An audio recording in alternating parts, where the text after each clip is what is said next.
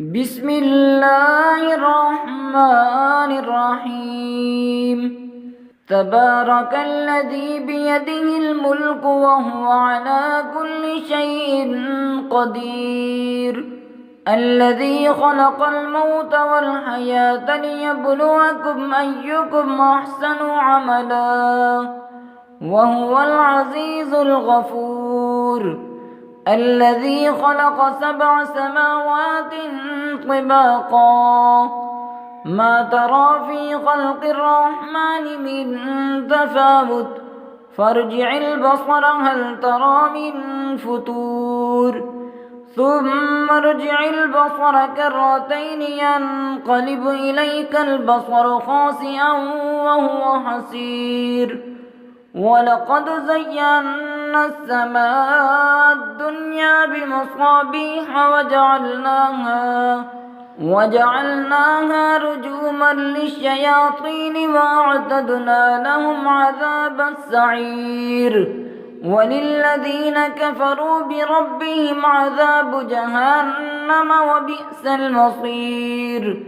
إذا ألقوا فيها سمعوا لها شهيقا وهي تفور تكاد تميز من الغيظ، كلما ألقي فيها فوج سألهم خزنتها ألم يأتكم نذير، قالوا بلى قد جاءنا نذير فكذبنا وقلنا ما نزل الله من شيء إن أنتم إلا في ضلال كبير، وقالوا لو كنا نسمع أو نعقل ما كنا في أصحاب السعير، فاعترفوا بذنبهم فسحقا لأصحاب السعير.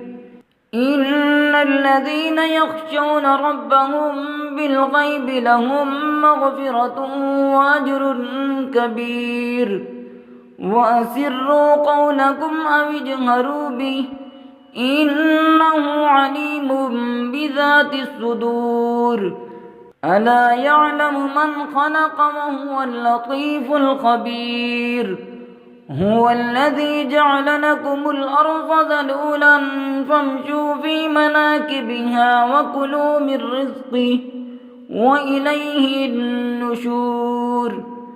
أأمنتم من في السماء أن يخسف بكم الأرض فإذا هي تمور، أم أمنتم من في السماء أن يرسل عليكم حاصبا فستعلمون كيف نذير. ولقد كذب الذين من قبلهم فكيف كان نكير. أولم يروا إلى الطير فوقهم صافات ويقبضن ما يمسكهن إلا الرحمن إنه بكل شيء بصير. أمن هذا الذي هو جند لكم ينصركم من دون الرحمن إن الكافرون إلا في غرور. أمن هذا الذي يرزقكم إن أمسك رزقه بل لجوا في عتب ونفور. أفمن يمشي مكبا على وجهه يهدى أمن يمشي سويا على صراط مستقيم. قل هو الذي أنشأكم وجعل لكم السمع والأبصار والأفئدة قليلا ما تشكرون. قل هو الذي ذرأكم في الأرض وإليه تحشرون. ويقولون متى هذا الوعد إن كنتم صادقين. قل إنما العلم عند الله وإنما أنا نذير مبين.